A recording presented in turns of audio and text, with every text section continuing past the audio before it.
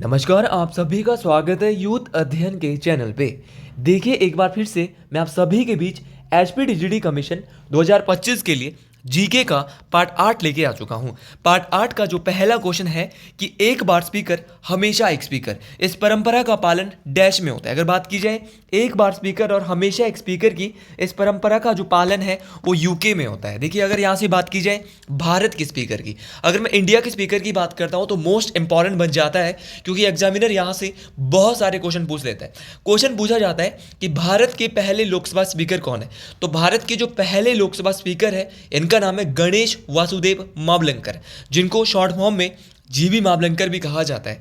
अगर आपको पहले स्पीकर पता है तो आपसे क्वेश्चन पूछने वाला क्वेश्चन ये भी पूछ सकता है कि वर्तमान में लोकसभा के स्पीकर कौन है। तो वर्तमान में दूसरे बार लगातार जो लोकसभा के स्पीकर बने हैं इनका नाम है ओम बिरला। ओम बिरला जो है वो भारत के वर्तमान में लोकसभा स्पीकर है। इस बात को आपने याद रखना है, जो कि राजस्थान के कोटा जो लोकसभा क्षेत्र है, लोकसभा जो सीट है वहाँ से चुनाव लड़ते हैं। उसी प्रकार क्वेश्चन बहुत दफ़ा ये भी परीक्षा में पूछा जाता है कि भारत की पहली महिला लोकसभा स्पीकर कौन है। तो भारत की पहली महिला लोकसभा स्पीकर जो है इनका नाम है मीरा कुमार। उसी प्रकार आपको ये भी क्वेश्चन पूछा जाता है कि जो लोकसभा के जो स्पीकर होते हैं उनको किसके द्वारा चुना जाता है। तो अगर बात की जाए लोकसभा के स्पीकर की तो इनको जो है वो लोकसभा के सदस्यों के द्वारा चुना जाता है। इस बात को भी आपने याद रखना है कि लोकसभा के जो स्पीकर होते हैं इनको लोकसभा के जो मेंबर्स होते हैं वही चुनते हैं। इस बात को आप याद रखें। उसी प्रकार लोकसभा का जो अध्यक्ष होता है वो अपना, लोकसभा का स्पीकर या अध्यक्ष दोनों आप बोल सकते हैं, ये अपना त्यागपत्र किसको देता है। तो लोकसभा का जो स्पीकर होता है वो डिप्यूटी स्पीकर, लोकसभा का जो उपाध्यक्ष होगा उसको जो है वो क्या देगा, अपना त्यागपत्र देगा। और जो लोकसभा का डिप्यूटी स्पीकर होता है, लोकसभा का उपाध्यक्ष होता है, वो किसको देता है, वो अध्यक्ष को देता है। तो ये दोनों बातें आपको याद रखनी है कि जो लोकसभा का स्पीकर होगा वो डिप्यूटी स्पीकर को देगा और जो डिप्यूटी स्पीकर होगा वो स्पीकर को देगा। दोनों बातें याद रखना है, मोस्ट इंपॉर्टेंट है। क्वेश्चन परीक्षा में पूछा ये भी जाता है कि लोकसभा के जो अध्यक्ष होते हैं उनका एक मत होता है, किस प्रकार का मत जो है वो लोकसभा के अध्यक्ष का रहता है। तो जो लोकसभा के जो अध्यक्ष होते हैं इनका जो है वो निर्णायक मत होता है। इस बात को आपने याद रखना है। और निर्णायक मत की जो बात है आर्टिकल 100 का तो याद रखना, 100 का जो एक है, आर्टिकल नंबर 100, अनुच्छेद नंबर 100 का जो 1 है वो बात करता है किसकी, लोकसभा के अध्यक्ष के निर्णायक मत की। ये भी आपको याद रखना है। देखिए, जो धन विधेयक है वो भी, धन विधेयक मनी बिल की अगर मैं बात करता हूँ तो आर्टिकल नंबर 110 के तहत जो है वो धन विधेयक को जो है वो जारी किया जाता है, जिसको मनी बिल कहा जाता है। और राष्ट्रपति की पूर्व अनुमति जो है ली जाती है और धन विधेयक को लाने के लिए। और इसी बीच मैं आपको ये यहाँ से बताना चाहता हूँ कि अगर आप टीजीडी कमीशन की तैयारी कर रहे हो और आप जो है वो अच्छे से अब तैयारी करना चाहते हैं तो हमारा बैच जो है वो आपके बीच बैठ चुका है। ये हमारा कॉन्टैक्ट नंबर है 7876145409। भाई, इसकी जो फीस है आपको जो है वो पर मंथ, इसकी जो फीस है वो मात्र और मात्र 400 से 499 के बीच में आपकी फ़ीस पड़ने वाली है। और हर मंथ आप इसकी फ़ीस जो है दे सकते हैं। ऐसा नहीं है कि आपसे एक साथ जो है फ़ीस ली जाएगी। तो अगर आप पूरी जानकारी इस बैच की पाना चाहते हैं, लाइव प्लस रिकॉर्डेड, देखो जो चीज़ आप लाइव देखना चाहते हो वही चीज़ आपके पास सालों दर सालों रिकॉर्डेड भी रहने वाली है। तो ये बहुत चीज़ है। यहाँ पर आपको हर एक सब्जेक्ट पढ़ाए जाएंगे, जितने भी सब्जेक्ट कमीशन के पेपर में रहते हैं मैक्सिमम सब्जेक्ट आपको यहाँ पे करवाए जाएंगे। और अलग अलग टीचर आपके पास यहाँ पे है। फीस भाई सबसे कम है। मैं सबसे बड़ी जो बात यहाँ पे करता हूँ वो फीस की करता हूँ, क्योंकि हम यहाँ पे पैसा कमाने यहाँ पे नहीं आए। 400 से 499 के बीच यहाँ पे फीस रहने वाली है। बहुत कम फीस है। जब तक ये बैच पूरा होगा तो इसी बीच आपकी यहाँ पे जो है फीस रहने वाली, तो फीस बहुत कम है। तो आप जल्दी से जल्दी इस बैच से जुड़ जाएं, क्योंकि इस बैच पे जो है वो सीटें अब फुल होने वाली है। लगभग मैं देख रहा था अभी 22 सीटें बाकी है। तो जल्दी से आप इस सीट पे जुड़े, वरना आपको फिर अगले साल जो है जो हमारा बैच नंबर 2 है उसका वेट करना पड़ेगा। और हो सकता है हम इस बैच में 50 सीटें और बढ़ा दें। तो जल्दी से आप जुड़ जाएँ।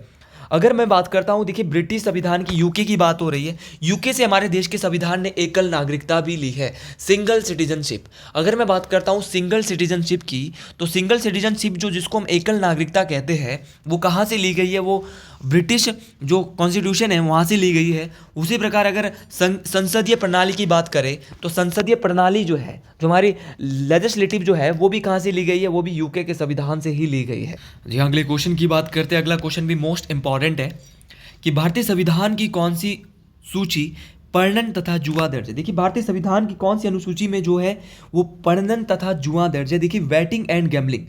अगर मैं भारतीय संविधान की अनुसूचियों की बात करता हूँ तो यहाँ पर जो बैटिंग एंड गैम्बलिंग की जो बात की गई है वो किस सूची में की गई है, तो ये मोस्ट इंपॉर्टेंट क्वेश्चन बनता है। तो ये जो की गई है वो राज्य सूची में इसकी बात की गई है। देखिए अगर मैं स्टेट लिस्ट की बात करता हूँ, देखिए 3 प्रकार की अनुसूचियाँ भारतीय संविधान में है। जो ये बैटिंग एंड गैम्बलिंग की जो बात है वो हमारे राज्य सूची में होती है।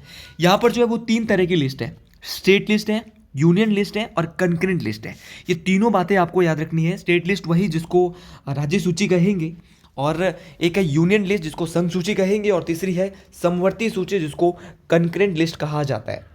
देखिए यहाँ पे सबसे पहले राज्य सूची की बात करते हैं, आपके स्टेट लिस्ट की बात करते हैं। एक तो इसमें जो है वो बैटिंग एंड गैम्बलिंग आता है, पशु आदि, सिंचाई हो गया, आपका कृषि हो गया, सड़क हो गया, आपका जन स्वास्थ्य जिसको पब्लिक हेल्थ कहा जाता है, तो ये भी इसी में आता है। तो पब्लिक हेल्थ, सिंचाई, पुलिस, आपका जो पशु, सिंचाई, ये सारी चीज़ें जो है वो किस में आता है, ये सारा का सारा जो है वो राज्य लिस्ट में आता है। उसी प्रकार अगर मैं राज्य सूची की बात करता हूँ तो राज्य सूची में पहले 66 विषय थे, लेकिन अब जो है वो मात्र इसमें 61 विषय रह गए। इस बात को भी आपने याद रखना, ये भी मोस्ट इंपॉर्टेंट बात है। उसी प्रकार अगर मैं यूनियन लिस्ट की बात करता हूँ जिसको हम संघ सूची कहेंगे, संघ सूची में जो आता है, संघ सूची की अगर मैं बात करूं तो संघ सूची में आ गया रेल, आ गया आपका वायुयान, आ गया आपका विदेशी मामले, आ गया रक्षा, आ गया आपका डाक, आ गया। ये सारे के सारे जो है वो किस में आने हैं, तो संघ सूची में आने वाला है, ये भी आपको याद रखना है। तीसरी हमारी समवर्ती सूची जिसको कंक्रीट लिस्ट भी कहा जाता है, इसमें आता है आपका शिक्षा आ गया, क्योंकि समवर्ती सूची में कंक्रीट लिस्ट में शिक्षा आ गया, आपका वन आ गया, आपका विवाह आ गया, और जैसे विवाह हो गया, तलाक हो गया, समाचार पत्र आदि हो गए। और अगर मैं बात करता हूँ देखिए समवर्ती सूची की, यहाँ पे पहले 47 विषय थे, लेकिन अब जो विषय यहाँ पे बढ़ गए हो गए हैं वो 52 हो गए। देखिए ये जो सभी तीनों सूचियाँ हैं, चाहे वो संघ सूची है, चाहे वो आपकी राज्य सूची है, समवर्ती सूची है, ये जो है वो 7वीं अनुसूची में इसकी बात की गई है। इस बात को भी आपने याद रखना। 7th शेड्यूल इन सूचियों की बात करता है, ये भी आपको याद रखना है, लिस्टेड की बात करता है। देखिए अगर यहाँ पे मैं बात करता हूँ, देखिए संघ सूची में जो कानून बनाने का जो अधिकार होता है, ये क्वेश्चन कमीशन का पेपर आप देने जा रहे हो, आपको हर एक चीज़ पता होनी चाहिए। थोड़ी आवाज़ आज आपको लग रही होगी कि थोड़ा सा यहाँ पे सर्दियों का मौसम है तो थोड़ा बीमार, थोड़ा चला हूँ, तो आपको याद रखना कि जो हमारी जो संघ सूची है उसमें जो कानून बनाने का जो अधिकार होता है वो केंद्र सरकार के पास होता है, इस बात को आपने याद रखना। और राज्य सूची में जो कानून बनाने का जो अधिकार होता है वो राज्य सरकार के पास होता है। और समवर्ती सूची में जो कंकरेंट लिस्ट हमारी है, कंकरेंट जो लिस्ट है, इसमें जो कानून बनाने का अधिकार है वो बोथ के पास है, केंद्र सरकार के पास भी है और राज्य सरकार के पास भी है। तो ये दोनों बातें आपको याद रखनी है, ये भी मोस्ट इंपॉर्टेंट है दोनों बातें। अगली क्वेश्चन की ओर बढ़ते हैं, और जैसे जैसे आपका कमीशन का पेपर आता जाएगा हम क्वेश्चन के लेवल को और अधिक बढ़ाते जाएंगे। मैंने पहले ही बोला है कि आप टेंशन ना लीजिए, क्योंकि परीक्षा जैसी मर्जी है हम इसको क्लियर करके जाएंगे, पार करके जाएंगे। हम मेहनत करेंगे, हम एक से एक क्वेश्चन आपके बीच लाएंगे। यहाँ पर अगला क्वेश्चन है, which writ is issued by high court और the supreme court to compel and authority of perform a function that it was not performing. देखिए ये बोल रहा है एक प्राधिकारी जो अपना कार्य नहीं कर रहा था उसे करने को बाध्य करने हेतु उच्च न्यायालय अथवा सर्वोच्च न्यायालय द्वारा कौन सा समादेश या कौन सी रिट को जारी किया जा सकता है। तो देखिए एक प्राधिकारी है वो अपना कार्य ठीक ढंग से नहीं कर रहा है, तो उसके लिए जो है वो हम रिट ऑफ मैंडामस, देखिए मैंडामस रिट, परमादेश जिसको हम हिंदी भाषा में कहेंगे, उसको जारी किया जा सकता है। अगर मैं बात करता हूँ रिट की, रिट जो है वो 5 प्रकार की है। 5 प्रकार की रिट है, कौन कौन सी है? देखिए आपको पांचों रिटों के बारे में पता होना चाहिए। पहली जो रिट है यहाँ पे वो है प्रोहिबिशन। प्रोहिबिशन के बाद है मैंडामस जिसको समादेश कहा जाता है। उसके बाद है आपकी हैबियस कॉर्पस जिसको जो है वो प्रत्यक्षीकरण रिट कहा जाता है। उसके बाद है सेरिटरी, सेरिटरी वही जिसको उत्प्रेक्षण रिट कहा जाता है। और उसके बाद है क्यू वरेंटो जिसको अधिकार परीक्षा रिट कहा जाता है। देखिए अगर मैं रिट की बात करता हूँ, रिट का मतलब होता है वी कमांड, वी कमांड। और अगर मैं रिट की बात करता हूँ यहाँ पर, रिट जो है वो 5 प्रकार की है और पांचों प्रकार की रिट मैं आपके बीच बता चुका हूँ। सुप्रीम कोर्ट के तहत अगर आप रिट जारी करना चाहते हैं तो अनुच्छेद नंबर 32 के तहत सुप्रीम कोर्ट के तहत आप रिट जारी कर सकते हैं। अगर आप हाई कोर्ट में जाना चाहते हैं और यहाँ पे रिट जारी करना चाहते हैं तो अनुच्छेद नंबर 226, उच्च न्यायालय में आप जाना चाहते हैं और रिट लगाना चाहते हैं तो अनुच्छेद 226, और अगर आप जाना चाहते हो सुप्रीम कोर्ट में तो अनुच्छेद नंबर 32। तो दोनों ही बातें आपको याद रखनी है, दोनों ही बातें मोस्ट इंपॉर्टेंट है, परीक्षाओं में काम आने वाली है दोनों ही बातें। अगला क्वेश्चन है, देखिए क्वेश्चन हर एक इंटरेस्टिंग आने वाला है। किन्होंने कहा कि ग्राम राज्य द्वारा राम राज्य, ये किसके द्वारा कहा गया है?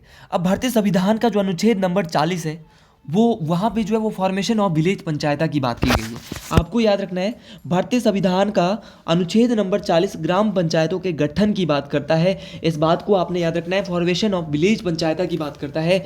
और महात्मा गांधी के द्वारा जो है वो ग्राम राज्य द्वारा राम राज्य, ये बात कही गई है। ये मोस्ट इंपॉर्टेंट बात है, कमीशन में कहीं ना कहीं आपको परेशान कर सकती है। तो आप हर एक क्वेश्चन याद रखें। देखिए पंचायत के बारे में अगर मैं शेड्यूल की बात करता हूं तो 11th जो शेड्यूल है वो पंचायत के बारे में बात करता है। और 73वां संविधान संशोधन 73 कॉन्स्टिट्यूशनल अमेंडमेंट जो है वो बात करता है इसकी। ये भी मोस्ट इंपॉर्टेंट है। अगले क्वेश्चन की ओर बढ़ते हैं। अगला क्वेश्चन जो है, हर एक क्वेश्चन मोस्ट इंपॉर्टेंट आ रहा है। भारत का संविधान एक ऐकिक शासन के तौर पर कार्य करने के उद्देश्य से बनाया गया है। देखिए जो भारत का जो संविधान है वो ऐकिक शासन के तौर पर कार्य करने के उद्देश्य से बनाया गया है। तो ये किसके द्वारा कहा गया है? तो ये जो है वो इसका जो राइट आंसर आ जाएगा आपात स्थिति में। देखिए जो हमारी जो इन टाइम्स ऑफ इमरजेंसी होती है, इसमें जो ऐकिक शासन के तौर पर जो बात की गई है वो आपात स्थिति में बात की गई है। तो ऑप्शन बी जो है इसका सही हो जाएगा। यहाँ से हम ज़्यादा नहीं देखेंगे, अगले क्वेश्चन की ओर ठीक बढ़ेंगे। अगला जो क्वेश्चन हमारा है ये बोल रहा है कि पार्लियामेंट और state legislator can declare A seat vacant of if A member eight absent himself without permission from the seasons for. संसद अथवा राज्य विधानमंडल किसी सीट को रिक्त घोषित कर सकते हैं यदि सदस्य बिना अनुज्ञा के अपने आप को सत्र से डैश अनुपस्थित के लिए रखता हो। देखिए अगर कोई भी सदस्य वो संसद का है, पार्लियामेंट का है, चाहे विधानसभा का है, वो जो है वो बिना आज्ञा के संसद के अंदर या विधानसभा के अंदर नहीं आ रहा है और उसको कम से कम 60 दिन हो गए हैं, तो उस सदस्यों को सस्पेंड किया जा सकता है। इस बात को आपने याद रखना। कितने दिन भैया? 60 दिन। अगर कोई भी सदस्य कहाँ का है? संसद के दोनों सदनों का, चाहे लोकसभा का है, चाहे राज्यसभा का है, चाहे वो विधानसभा का है, अगर वो नहीं आ रहा है तो उसको जो है वो क्या किया जा सकता है? सस्पेंड किया जा सकता है। इस बात को आपने याद रखना है। ये मोस्ट इंपॉर्टेंट बात है, परीक्षाओं में काम आने वाली बात है। उसको जो है वो उसके पद से जो है हटाया जा सकता है। इस बात को आप याद रखिए। देखिए अगर मैं बात करता हूँ राज्यसभा और लोकसभा के सदस्य की, अगर कोई भी सदस्य राज्यसभा का सदस्य और उसके बाद वो लोकसभा की सीट जीत जाता है तो उसको जो है वो एक जगह की सीट को खाली करना होता है। वो संसद के दोनों सदनों का सदस्य नहीं रह पाएगा। और क्वेश्चन आता है कितने दिन के अंदर खाली करना होगा? तो अगर संसद का कोई भी सदस्य है और वो एक सदन का सदस्य ऑलरेडी और दूसरे सदन में वो जीत हासिल करता है तो उसको 14 दिन के अंदर, कितने दिन के अंदर भैया? 14 दिन के अंदर अपने एक सदन की सीट को छोड़ना होगा। इस बात को आप याद रखें। भैया लोकसभा और राज्यसभा की बात हो रही है। लोकसभा जो है इसको निम्न सदन कहा जाता है, लोअर हाउस, और राज्यसभा को अपर हाउस कहा जाता है। राज्यसभा को कहीं ना कहीं जो है यहाँ पे विधानसभा, अगर मैं राज्यसभा की बात करता हूँ तो यहाँ पे जो सीटें हैं वो 250 है अधिकतम और लोकसभा में 550 है। लेकिन वर्तमान में राज्यसभा में सिर्फ 245 बैठते हैं और राज्यसभा में जो लोकसभा में जो है वो 543 और राज्यसभा में 245। वर्तमान की बात कर रहा हूँ। ये भी आपको दोनों ही चीज़ें याद रखनी है। और राज्यसभा को जो है वो स्थायी सदन कहा जाता है क्योंकि राज्यसभा को कभी भी भंग नहीं किया जा सकता, जबकि लोकसभा को भंग किया जा सकता है। तो ये भी आपको दोनों ही बातें याद रखनी है। और अगला क्वेश्चन यहाँ पे बोल रहा है कि राज्य के नीति निर्देशक तत्वों की संकल्पना डैश से ली गई है। भाई जो राज्य के नीति निर्देशक तत्व है, जिनको हम directive principle of state policy कहते हैं, ये जो है वो आयरलैंड के संविधान से लिए गए हैं, जिनको हम डीपीएसपी का स्टैंप देंगे। और अगर मैं डीपीएसपी की बात करता हूँ तो जो आयरलैंड के संविधान से एक तो हमने डीपीएसपी लिया है। डीपीएसपी जो है अनुच्छेद नंबर 36 से 51, और कल ही इसके बारे में अगर आपने पार्ट 7 नहीं देखा है तो उसको देख के आप जरूर आए। प्रेसिडेंट का जो इलेक्शन का जो प्रोसीजर है वो भी हमने आयरलैंड के संविधान से लिया है। राज्यसभा में सदस्यों का जो नॉमिनेशन है, सीटों का किस प्रकार वो जीत के आएंगे, वो भी हमने आयरलैंड के संविधान से लिया है। देखो अगर आप आयरलैंड जानते हो तो कनाडा के संविधान से भी मेरा फर्ज बनता है कि मैं आपको बताऊं। कनाडा के जो संविधान से भारतीय संविधान ने लिया है, एक तो संघीय व्यवस्था ली है, उसी प्रकार केंद्र सरकार की जो अवशिष्ट शक्तियां हैं वो भी हमने कनाडा के संविधान से ली है। राज्यपाल की जो नियुक्ति है वो भी कनाडा के संविधान से ली है। इस बात को आपने याद रखना है। भाई यूएसए से क्या लिया है? यूएसए से जो हमने लिया है, यूएसए से लिया है मौलिक अधिकार, जिसको फंडामेंटल राइट्स कहा जाता है। राष्ट्रपति पर महाभियोग की प्रक्रिया, ये जो है ये भी हमने कहाँ से ली है? अनुच्छेद नंबर 61 के तहत जो है वो भी हमने यूएसए के संविधान से ली है। इस बात को आपने याद रखना है। और संविधान की कहीं ना कहीं प्रस्तावना की अगर मैं बात करूँ तो वो भी जो है कहीं ना कहीं जो हमने यूएसए से ली है। ये भी आपको याद रखना है, मोस्ट इंपॉर्टेंट है। और आज का कुछ आखिरी क्वेश्चन हम जो कि बहुत ही बड़ा रहने वाला है, इस क्वेश्चन को भी आप बहुत अच्छे से पढ़ें क्योंकि ये क्वेश्चन परीक्षाओं में बार बार पूछा जाएगा और यहाँ से मैं कम से कम आपसे 20 से 30 क्वेश्चन बनाने वाला हूँ। तो तैयार हो जाइए, अगले 3 मिनट आपके लिए बहुत इंपॉर्टेंट है। तो अगला क्वेश्चन है कि कौन से संविधान संशोधन ने पंचायती राज संस्था को स्थापित किया है। देखिए, 20 constitutional amendment has established Panchayati Raj institution. आप अपनी सीट से कहीं ना जाएं क्योंकि ये क्वेश्चन बहुत इंपॉर्टेंट है। तो देखिए, जो पंचायती राज जो संबंधित है वो है 73वां संविधान संशोधन। ऑप्शन नंबर ए जो है वो सही हो जाएगा। ये बात करता है किसकी, 73 कॉन्स्टिट्यूशनल अमेंडमेंट एक्ट जो बात करता है वो पंचायती राज की बात करता है और 1992 की ये बात है, 1992 की ये बात है। और 10th शेड्यूल भी जो है वो कहीं ना कहीं पंचायतों की बात करता है, पंचायती राज की बात करता है। भारतीय संविधान के कुछ शेड्यूल की बात करते हैं, कुछ अनुसूचियों की बात करते हैं। तो चौथा जो शेड्यूल है वो बात करता है राज्यसभा के सीटों के प्रतिनिधित्व की। भाई, राज्यसभा की सीटों का जो प्रतिनिधित्व है वो 4 नंबर जो शेड्यूल है वो बात करता है उसकी। उसी प्रकार शेड्यूल नंबर 5, भाई शेड्यूल नंबर 5 करता है SC और ST क्षेत्र। जितने भी ST और ST क्षेत्र है उनका जो प्रशासन होगा भारत में वो बात करेगा अनुसूची नंबर 5। उसी प्रकार अनुसूची नंबर 6 किसकी बात करता है, अनुसूची नंबर 6 जो बात करता है जितने भी SC और ST क्षेत्र के प्रशासन है, लेकिन 4 राज्य, कितने राज्य, 4 राज्य, स्पेशल प्रोविजन दिया है 4 राज्यों के लिए।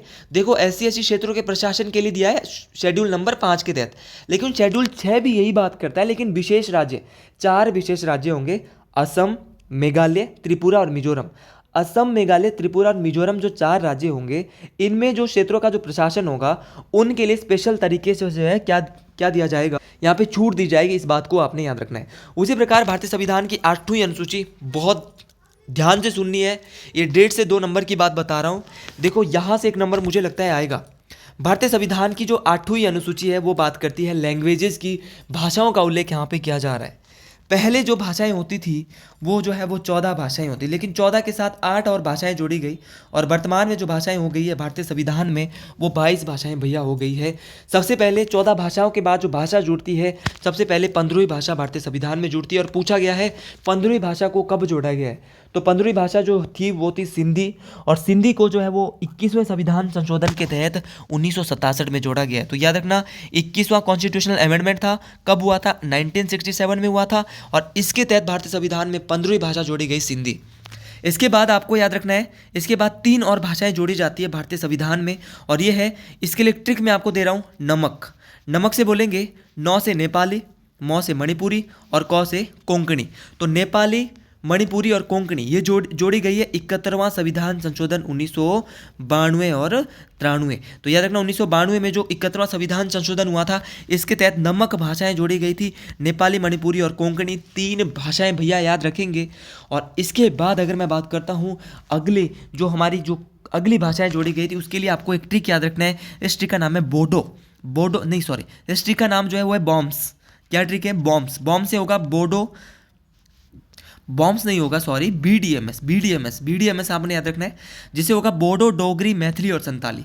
तो 4 भाषाएं बीडीएमएस जो जोड़ी गई थी वो जोड़ी गई थी 92वां संविधान संशोधन 2003। तो ये भी आपको याद रखना है, 92वां संविधान संशोधन 2003 के तहत 4 भाषाएं भारतीय संविधान में जोड़ी गई है। ट्रिक याद रखेंगे, बीडीएमएस, बोडो, डोगरी, मैथिली और संताली।